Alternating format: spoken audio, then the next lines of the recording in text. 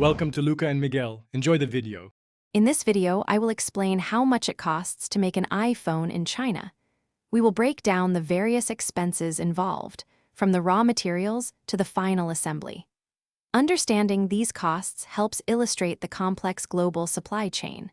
We'll explore how different factors contribute to the overall price, giving you a clearer picture of iPhone manufacturing.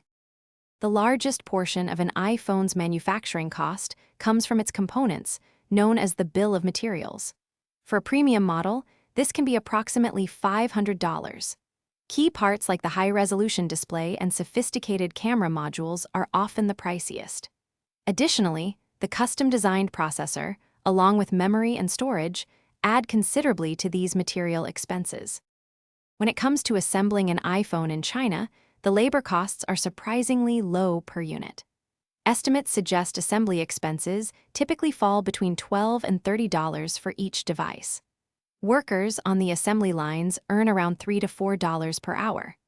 This means that labor constitutes a relatively small portion, roughly 2 to 5%, of the iPhone's final retail price.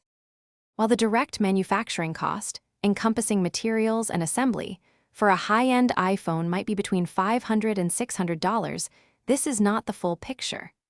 This figure does not include massive investments in research and development, extensive marketing campaigns, or global distribution.